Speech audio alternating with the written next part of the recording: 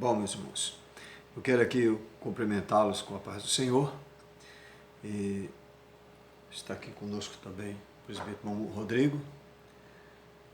A paz do Senhor, irmão Rodrigo. Amém.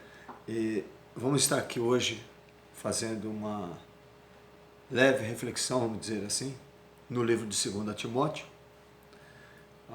uma carta que o apóstolo Paulo escreve. E aqui você vai descobrir quando o apóstolo Paulo escreve essa carta, e entender qual foi a inspiração, né? Qual foi a revelação que ele teve no momento, e que esse momento também se estende aos nossos dias, e a finalidade dessa carta. O apóstolo Paulo sempre demonstrou em suas cartas um grande companheirismo e um senso de responsabilidade pelo caminho onde ele passou em suas caminhadas, aonde ficou alguém ali que levantou-se um templo ou um ponto de congregação, vamos dizer, um ponto de culto, vamos dizer assim, como nossos dias de hoje. Mas é interessante que ele nunca deixou esses cultos desassistidos, esses pontos de culto, ou esses irmãos, né, presbítero Rodrigo, desassistido. Ele sempre teve essa grande preocupação. E quero aqui deixar um espaço para o irmão Rodrigo fazer suas considerações, para nós estar dando início ao assunto. O Rodrigo. Amém. Salve os irmãos com a paz do Senhor. Hoje eu não estou sozinho, né? Vamos gravar aqui sobre 2 Timóteo. E interessante aqui que quando nós falamos das cartas paulinas, é interessante que quando a gente fica sabendo o enredo, o contexto em que foi escrito aquela carta, onde eles estavam, por que o apóstolo escreveu, qual é o tema central, né? Quando nós fazemos essa introdução, uma visão panorâmica do texto, isso abre para nós um entendimento. Então você que vai assistir, já pega depois carta 2 Timóteo, vai ler o livro, leia todo, porque você vai ver que depois desse enredo feito, fica muito mais fácil, mais simples a compreensão. Amém? E vamos lá, começa com a primeira pergunta para nós aí, vamos iniciar. Nós temos aí, como eu disse de início, vamos descobrir hoje, sei que muitos dos senhores são leitores, mas nós vamos descobrir hoje nessa linha de raciocínio, quando Paulo escreveu esta carta, em que época, né? Qual foi a situação que se estava passando, o meio evangélico, como costumamos dizer nos nossos dias. Bom, primeiro, né, a carta, quem escreve, né? Paulo vai escrever, como nós já falamos, e para quem, né? Ele escreve para Timóteo. Interessante, isso está lá no início, né? Ele sempre começa lá no capítulo 1, falando quem escreve, para quem está escrevendo, né? E ele se identificando, no primeiro versículo, Paulo, apóstolo de Jesus Cristo, pela vontade de Deus, segundo a promessa da vida que está em Cristo Jesus, a Timóteo, meu amado filho. Então aqui nós já temos que a carta está sendo escrita a Timóteo, né? A carta que leva o nome do Timóteo, né? Paulo, quando ele escreve, ele está preso em Roma. Nós conhecemos bastante, falamos bastante da prisão de Paulo em Roma, mas aquela prisão que está em 28 de Atos, né? E essa não é a prisão de 28 de Atos, tá? Nós não temos um relato, né, em Atos dessa prisão. O que nós temos é que Paulo fica preso a primeira vez em Roma, e aí existe um contraste muito grande entre a primeira prisão dele em Roma e a segunda. Porque na primeira prisão, ele está preso, acusado pelos judeus, está sendo acusado pelos judeus de cometer um crime contra a lei judaica. E obviamente eles tentam condená-lo dentro da lei romana, apresentando um crime dentro da lei judaica. E nós vamos ver isso em várias ocasiões, né? A título de exemplo, lá em Atos 18, quando Paulo está em Corinto, eles vão tentar, aliás, quando Paulo está em Tessalônica, quando ele está em Tessalônica, em Atos 17, eles tentam prender Paulo e vão acusá-lo de que ele vinha pregando, como não podia prendê-lo na lei romana, porque o crime que ele cometia era apenas contra o judaísmo e não havia uma perseguição de Roma ainda. Paulo vai ser acusado, né, por aqueles judeus, vai ser acusado perante Roma de que ele estava pregando um outro rei, né, que era Jesus Cristo. E aí vão dizer, olha, esse aqui está pregando um outro rei, mas nós bem sabemos que é o único rei em Roma que é César. Então veja que eles não estavam preocupados que havia um outro rei, que esse tal de Jesus ali que ele falava era um rei, né? Mas eles estavam querendo que calar Paulo. Então Paulo tem uma diferença na primeira prisão porque ele está preso na primeira vez por ser acusado contra as leis e práticas judaicas. Já nessa segunda não. A segunda prisão dele, que é quando ele escreve a Timóteo, é completamente diferente. Agora Paulo não é mais um preso pelo Evangelho. Agora Paulo está sendo preso como um malfeitor, como um criminoso. Por quê? Vão acusar Paulo de ter sido o idealizador, o mentor do grande incêndio que acontece em Roma, no dia 17 de julho de 64. E Paulo é acusado de ter sido aquele que incentivou os cristãos a atacarem fogo na capital romana, que vai queimar durante 6 noites, 7 dias e vai queimar, destruir praticamente 75%, 70% da capital romana. E Paulo agora, então, está com a sua imagem completamente destruída. Estão falando contra Paulo. Então, aquele que na primeira prisão era acusado de falar de um Jesus, falar contra o judaísmo, agora está sendo apresentado como um criminoso. E agora não pelos judeus, mas por Roma. Então agora Paulo está sendo acusado de ser malfeitor, de ser criminoso. E agora, a primeira prisão também, ele está preso em prisão domiciliar. Você encontra lá em 28 de Atos que ele vai trabalhar, ele vai fazer outras coisas, mas é uma prisão domiciliar. E aqui não. Aqui Paulo está preso numa masmorra marmetina, em que é um buraco colocado os piores criminosos, e que eram aqueles que já estavam no corredor da morte. Quando Paulo escreve, ele já está no corredor da morte. Aqui nós estamos falando mais ou menos anos 68 depois de Cristo, ele sendo acusado de um crime lá de 64, e a primeira prisão ali por volta de 61, 62, que é a de Atos 28. Então Paulo tem mais uns 6 anos aí de ministério e depois ele está preso. E agora Paulo está com a imagem completamente destruída. Então assim, as pessoas que diziam, olha, Paulo, aquele pregador do evangelho, agora já trata Paulo como um criminoso. Sabe aquele Paulo? Pois é, um bandido. É subversivo. Sem vergonha. Então, completamente com a imagem destruída. E Paulo agora vai escrever a Timóteo dizendo assim, Timóteo, venha para cá, venha até mim. Ele já vai se apresentar como no corredor da morte e agora ele vai pedir para Timóteo, porque ele está sozinho. E ele já está condenado à morte, chegando o momento da sua execução e ele está sozinho. Então ele manda essa carta para Timóteo, pedindo para que Timóteo venha até o encontro dele, E a gente começa o livro ali, ó, o texto ali, vamos lá no capítulo 2, onde ele fala disso, Capítulo 2, lá no versículo 9. Olha como é que Paulo vai dizer agora sobre essa prisão dele, Pelo que sofro trabalhos e até prisões, como um malfeitor. Mas a palavra de Deus não está presa. Então agora ele está preso como malfeitor.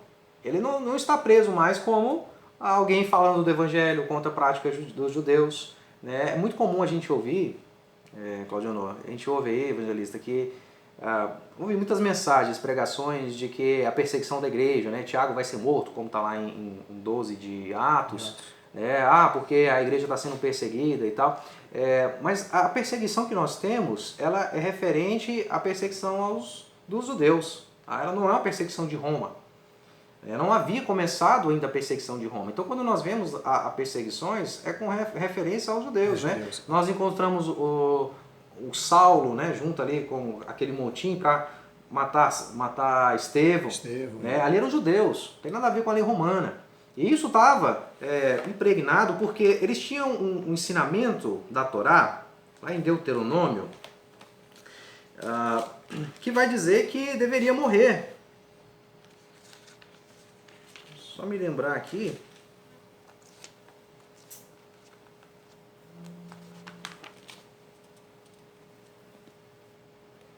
Deuteronômio 25, no versículo 1, 2, ele vai falar dos açoites de juízes, vai falar dos 40 tipos de açoites ali, 40 açoites ele fará, não mais. Ali está a regra, inclusive, sobre os açoites que Paulo recebe, que ele fala, recebi 40 açoites menos um. Vou ler para vocês aqui, ó.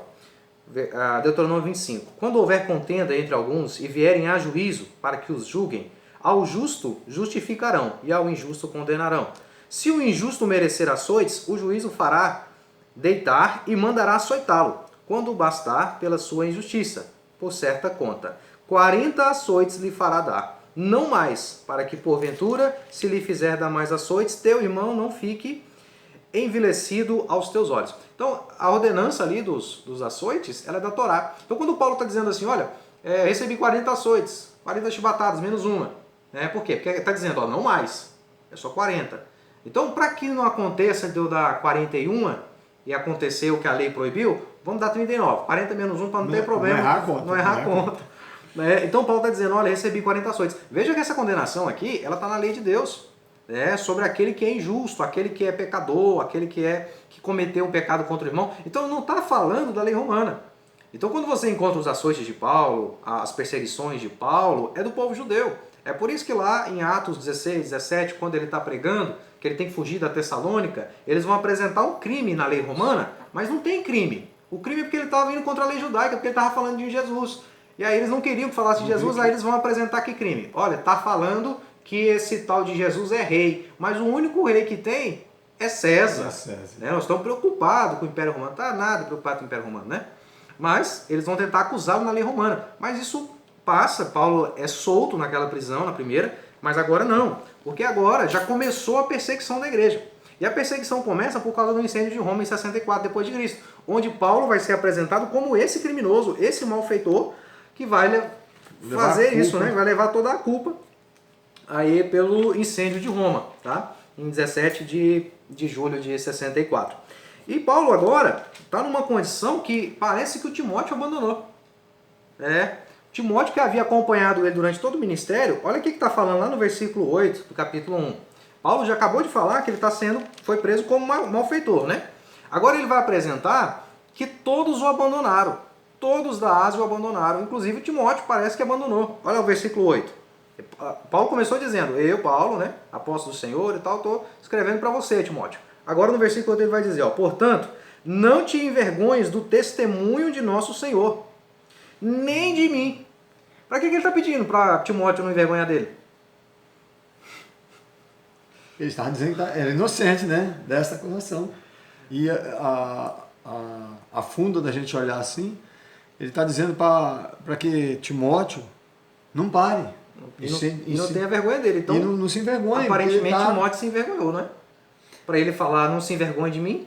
É porque das outras vezes, creio, né, Rodrigo? Ele foi preso falando do amor de Deus. E agora a acusação já é contra um crime material, um crime civil, vamos dizer assim. Malfeitor, então, agora um bandido. Taxado como É interessante que lá no versículo 15, ele continua falando, aí no versículo 15, olha o que ele diz. Bem sabes isto, que todos os da Ásia se apartaram de mim, ou em outras versões, me abandonaram. Então agora Paulo estava na Ásia, projetando ir para Roma. Não é? Paulo ele estava projetando ir para Roma e ele escreve a carta aos Romanos. Nós não sabemos quem constituiu a igreja em Roma, mas ele escreve a carta aos Romanos antes dele ir.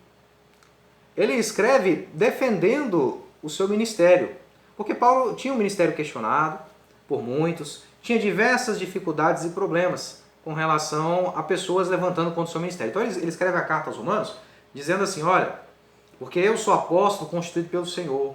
E ele começa a dar diversos ensinos, para que a carta chegue primeiro, para que depois ele vá para anunciar. O problema é que esse era o desejo do coração dele, mas não do Senhor. E Deus não permitiu. Ele não foi para Roma. Pelo menos não como pregador, não para pregar. Ele foi agora como malfeitor, pela segunda vez. Né? E agora, a primeira vez como pregador do Evangelho, condenado por crime contra a ordem dos judeus, a ordem da religião. Agora não, agora Paulo está preso como malfeitor, um bandido. E agora Paulo, imagina a condição desse apóstolo, espiritualmente, sentimentalmente, para dizer assim, todos me abandonaram. Timóteo, não tenha vergonha de mim, Timóteo. Timóteo, que era o companheiro dele, que estava a todo momento com ele está dizendo, Timóteo, não se envergonhe de mim. E Paulo estava sozinho na sua condenação. Isso ele vai falar aqui no capítulo 4, porque no direito romano, ele tem o direito à resposta. Todo crime você tem direito à defesa. E esse é o direito romano, né? Que nós temos até hoje, dentro da nossa Constituição, nós temos esse direito de defesa. E Paulo teve esse direito de defesa.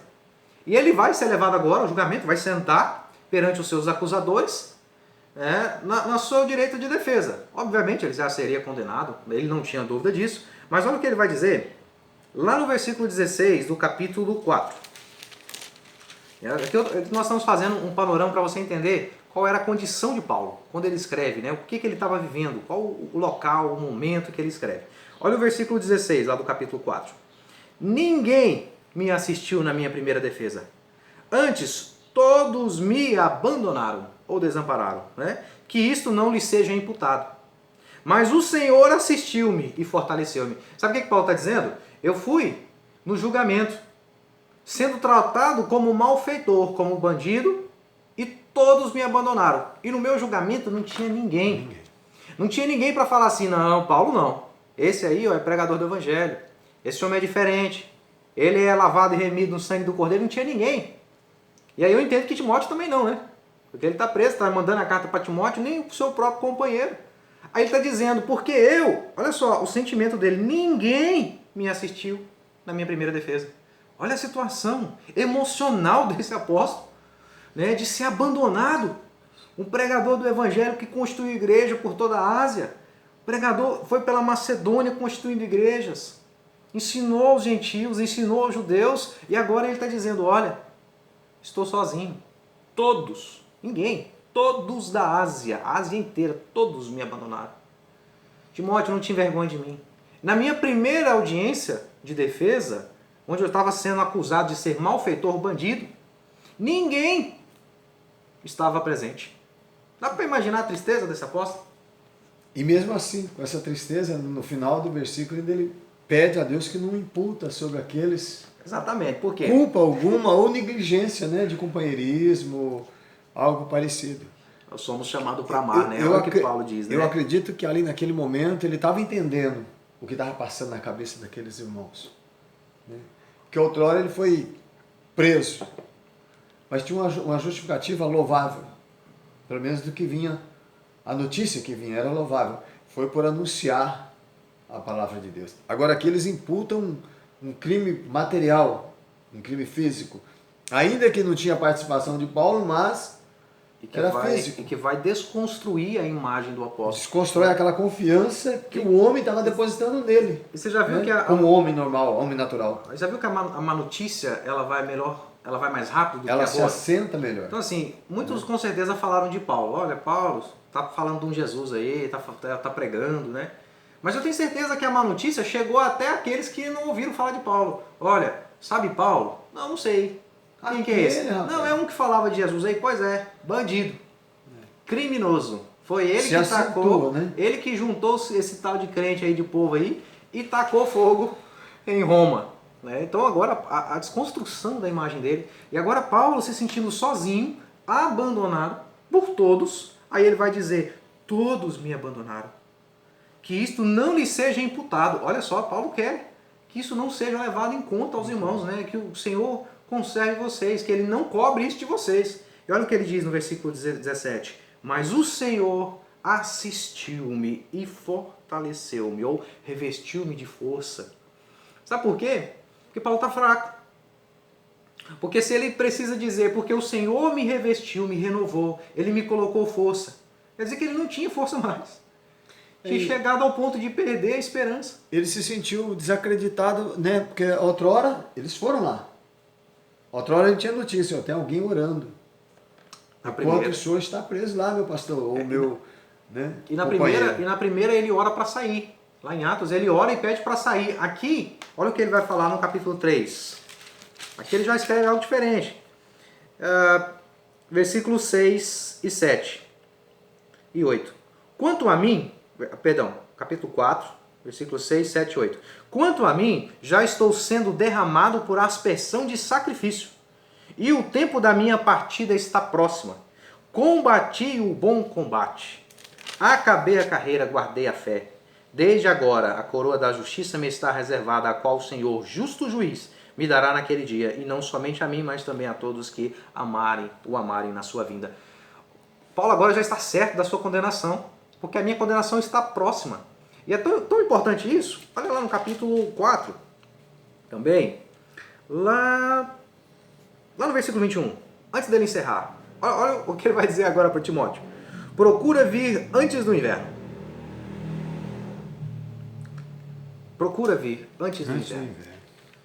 Veja que Paulo está mais ou menos dizendo assim, venha logo. Procura vir antes do inverno, porque se você demorar, não adianta mais. Você vai chegar e eu já vou ter partido. Procura vir logo.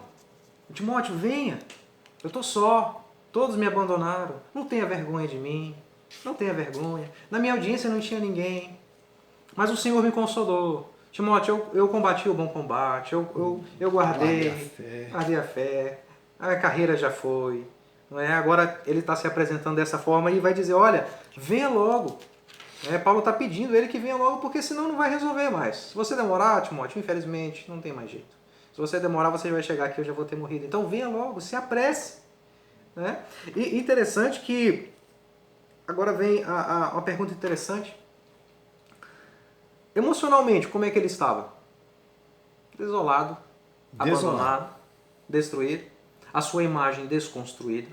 Tudo aquilo que ele pregou, o povo foi profanado, falaram mal, falaram contra o evangelho. Tanto que ele vai falar não só de não ter vergonha dele, né? Mas de, olha, portanto, não te envergonhes do testemunho do nosso Senhor.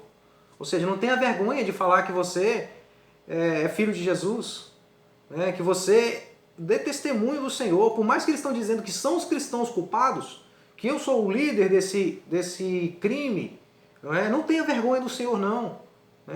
Proclame que você é filho do Senhor, e não tenha vergonha de mim, que sou o prisioneiro dele. Eu sou prisioneiro, mas é do Senhor. E ele falou isso, quando ele falou lá no versículo 9 do capítulo 2, pelo que sofro trabalhos e até prisão, como um malfeitor, mas a palavra de Deus não está presa. Então, diante de tudo isso que nós acabamos de falar, esse é o enredo que nós temos, que Paulo está preso nessa condição, em um buraco, uma cadeia onde as pessoas saem de lá leprosos ou para condenação, acusado desse crime, acusado de tudo isso. E essa carta ele escreve pedindo a Timóteo que venha, porque ele já está próximo à sua morte. E esse é o enredo aí do contexto. Então, quando nós vemos Paulo já antevendo, e dando um testemunho de confiança, agora nós vamos ver também, nesse momento, como entender essa inspiração, como entender essa revelação que Paulo, vamos dizer assim, passa para Timóteo e para os nossos dias hoje. Porque se nós olharmos no capítulo 3 e verso 12, ele vai dizer que todos, quantos querem viver piedosamente em Cristo Jesus, serão perseguidos. Antes de falar dessa revelação e inspiração, vamos falar dessa perseguição. Ele fala muito bem isso, muito bem apontado. Capítulo 3, versículo 12. Ora, todos os que piamente querem viver, não é viver de qualquer jeito, que querem viver de forma piedosa, vivendo realmente a plenitude do Evangelho. Aquela plenitude que está em Efésios, que Paulo fala. Viver a plenitude, a completude, ser um cristão verdadeiro. Transparente, Transparente. Viver aquilo que prega. É uma das coisas, acho que, mais difíceis que existe de vivermos no meio cristão.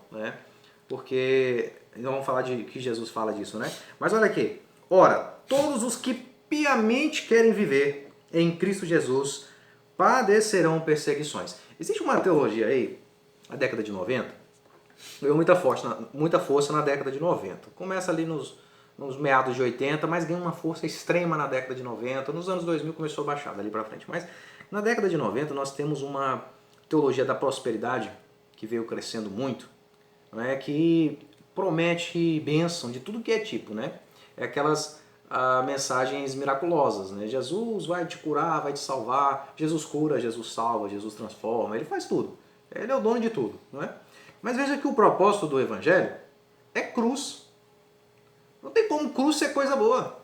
não é? Cruz é pesado, cruz é sofrimento. E Paulo agora vai falar isso para Timóteo, lá no versículo 12, justamente porque ele foi perseguido, ele sofreu açoites, ele sofreu de tudo. E agora no versículo 12 do capítulo 13 ele diz isso, né? Ora, todos que piamente querem viver, não é viver de qualquer jeito. Porque ser crente lá de qualquer jeito, vai lá e vai à igreja, eu sou crente porque eu vou lá na igreja, né? Mas todos que querem viver piamente, né? Querem viver em Cristo Jesus, padecerão perseguições. A perseguição, ela faz parte da vida do crente. Não é? Mas não são as pessoas perseguindo nós. Porque o próprio Paulo vai dizer que a nossa luta ela não é contra a carne nem contra o sangue, né? Mas contra as potestades malignas. Então a nossa luta ela é contra o nosso eu, né? Contra a nossa iniquidade. Tiago vai falar muito bem disso no capítulo 1 de Tiago. Ele vai separar as provações, que são aquilo que é dado por Deus, que é pedagógica, porque ela nos ensina a ter a paciência. E ele também vai falar das iniquidades, né? Daquilo que nós chamamos de tentação, aí já atribuído ao diabo e à carne. Então veja que Paulo está dizendo que as perseguições, ela vem para o crente. Não é? A cruz de Cristo, o que Cristo vai dizer? Quer me seguir? Então pega a tua cruz. Cada dia, né? Ou seja, todos os dias. Você não vai pegar uma vez só, todos os dias. Todo dia. Não vai de uma vez só. Só cortando aqui um pouquinho, Rodrigo, e eu vejo que essa perseguição, quando nós olhamos ela para o lado social, entra em um embate, eu acredito assim, que por falta de amor, né, por falta do amor no coração, eu não entendo talvez um contraponto do meu amigo ou do meu irmão por falta de amor. Não dele, mas da minha parte. Que se eu tenho aqui embasado nesses conselhos de Paulo, para seguir o evangelho piamente, e também eu vou participar dessas perseguições, e se eu acho que essa perseguição está vindo de você, por exemplo, é o que eu estou faltando amor no meu coração para lhe compreender. Talvez você precise de uma palavra de esclarecimento, ou até mesmo de compreensão, né? Pessoal, uma compreensão pessoal. Isso tem a ver com o zelo e o cuidado da unidade que Paulo vem a falar nas cartas, né? Paulo vai falar muito dessa unidade, dessa forma de ser transformados, conforme ele fala em Romanos 12, dessa unidade que ele fala na primeira carta aos Coríntios, né?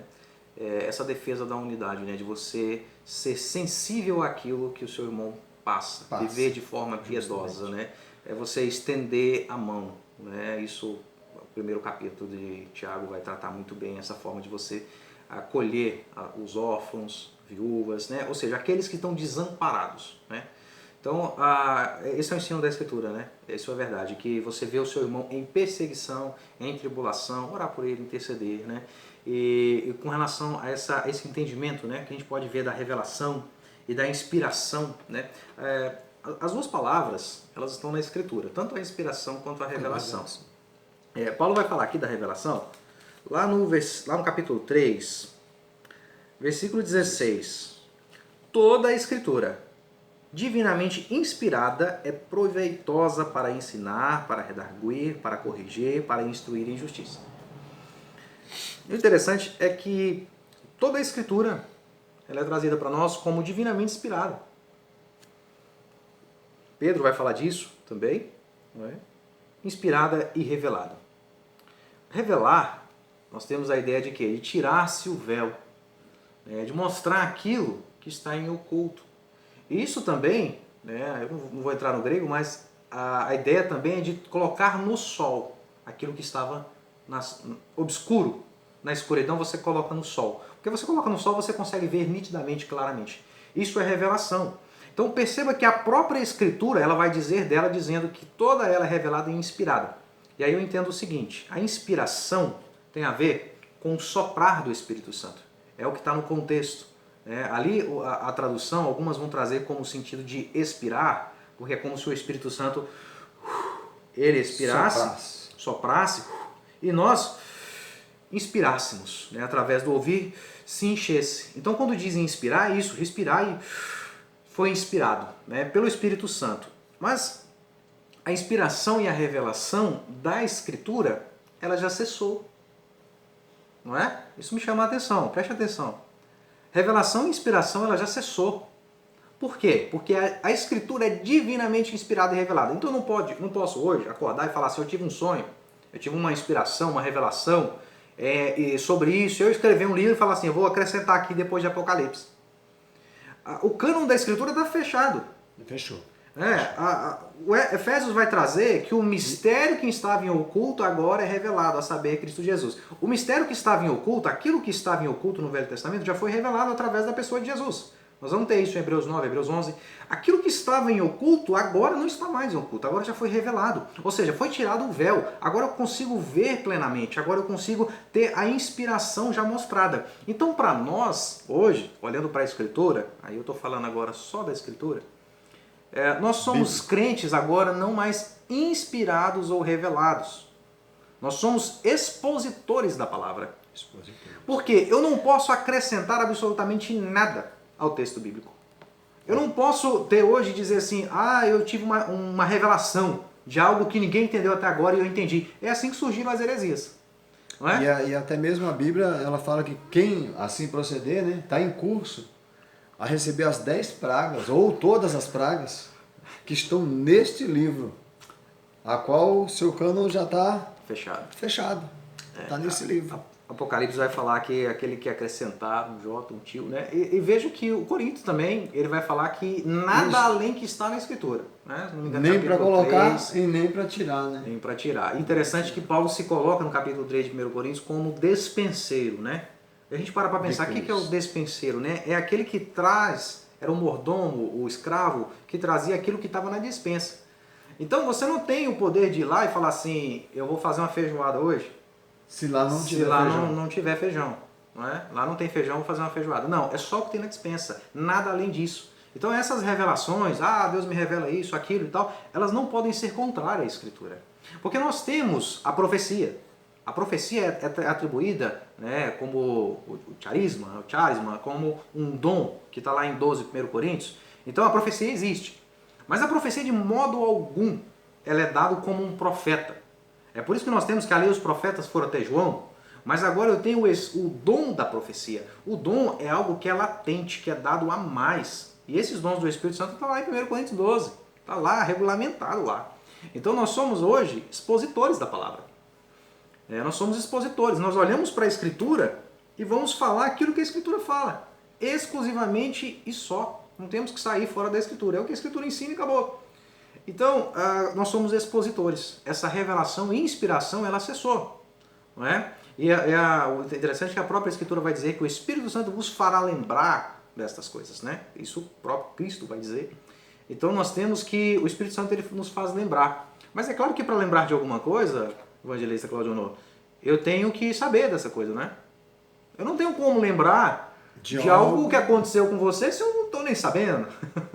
Não vai ter lógica. Eu não tenho como lembrar uma passagem da Escritura se eu nunca li. Não é? O Espírito Santo vos fará lembrar. Ele vai me trazer algo novo? Aí seria a revelação, que está fora da Escritura, não é? E a revelação já foi.